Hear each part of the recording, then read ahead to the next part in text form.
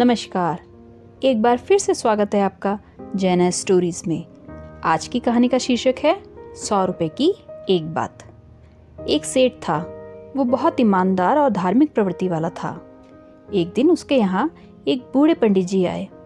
उनको देखकर सेठ की उन पर श्रद्धा हो गई।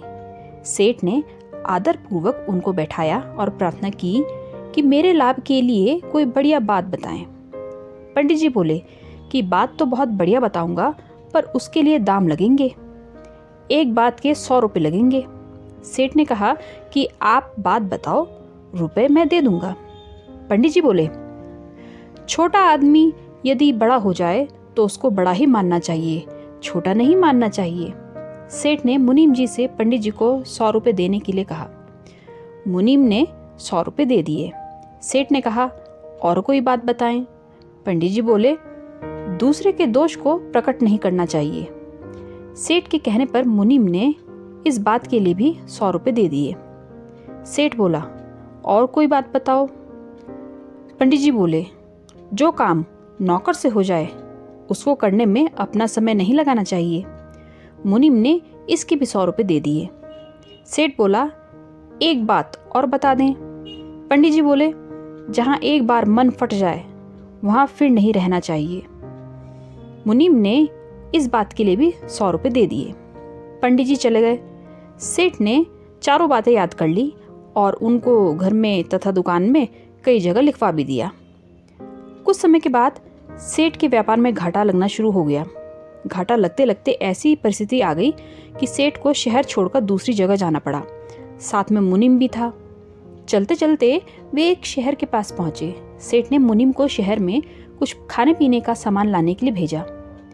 देवयोग से उस शहर के राजा की मृत्यु हो गई। उसकी कोई संतान नहीं थी। अतः लोगों ने यह फैसला किया कि जो भी व्यक्ति शहर में सबसे पहले प्रवेश करेगा उसी को राजा बना दिया जाएगा। उधर मुनीम शहर में गया तो द्वार के भीतर प्रवेश करते ही लोग उसको हाथी पर बैठाकर धूमधाम से महल में ले गए और सिंहासन पर बैठा दिया। इधर सेठ मुनीम के लौटने की प्रतीक्षा कर रहा था। जब बहुत देर हो गई तब सेठ मुनीम का पता लगाने के लिए खुद शहर गया। शहर में जाने पर सेठ को पता लगा कि मुनीम तो यहाँ का राजा बन गया है। सेठ महल में जाकर उससे मिला। राजा बने हुए मुनीम ने सारी कथा सेठ को सुनाई।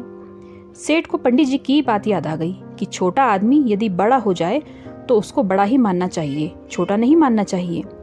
सेठ ने राजा को प्रणाम किया। राजा ने उसको मंत्री बनाकर अपने पास रख लिया। राजा के गुरसाल का जो अध्यक्ष था उसका रानी के साथ अनैतिक संबंध था। एक दिन संयोग से सेठ ने रानी को उसके साथ देख लिया। दोनों को नींद आई हुई थी। सेठ को पंडित जी की बात याद आ गई कि दूसरे के दोष को प्रकट नहीं करना चाहिए।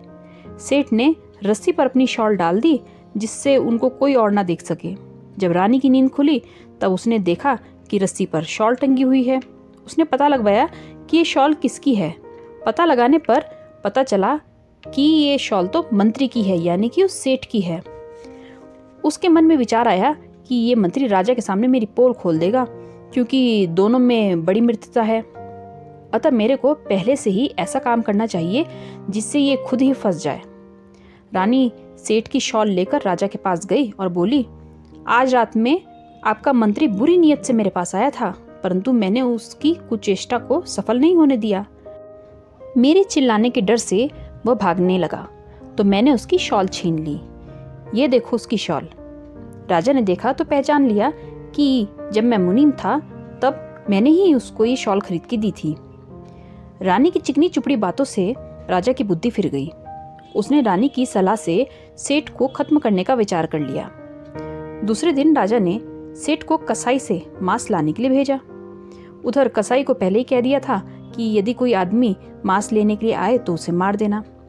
सेठ को बड़ा आश्चर्य हुआ कि मैं मांस को छूता तक नहीं, फिर भी राजा ने मेरे से मांस लाने के लिए कह दिया। इसमें जरूर कुछ न कुछ साजिश है।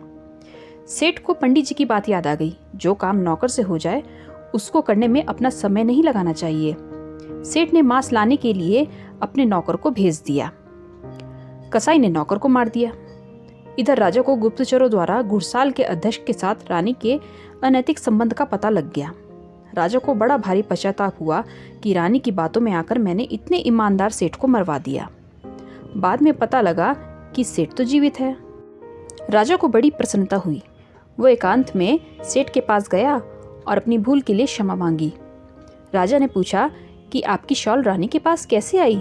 सेठ ने कहा कि पंडित जी की कही हुई 100 रुपए वाली 4 बात तो आप जानते ही हैं, मैं उन्हीं का पालन किया करता हूँ। रानी घुड़साल के अध्यक्ष के साथ जब थी और दोनों को नींद आ गई थी, मेरे को पंडित जी की कही हुई बात याद आ गई कि दूसरे के दोष को प्रकट नहीं करना चाहिए, इसलिए मैंने उनका दोष ढकने के लिए रस्सी पर शॉल डाल दी। वही शॉल रानी ने उठा ली और आपके पास ले गई। राजा ने सेठ से प्रार्थना की कि अब आप पुनः अपना मंत्री पद संभालें। सेठ को पंडित जी की बात याद आ गई कि जहाँ एक बार मन फट जाए वहाँ फिर नहीं रहना चाहिए। सेठ बोला कि अब मैं यहाँ नहीं रहूँगा, चला जाऊँगा। राजा ने रुकने के लिए बहुत प्रार्थना की, पर सेठ माना नहीं और वहाँ से चला गया। आपको ये कहानी कैसी लगी कमेंट बॉक्स में ज़रूर बताएं और चैनल को सब्सक्राइब करें। कल फिर मिलते हैं एक नई कहानी के साथ शाम 5 बजे। Thank you.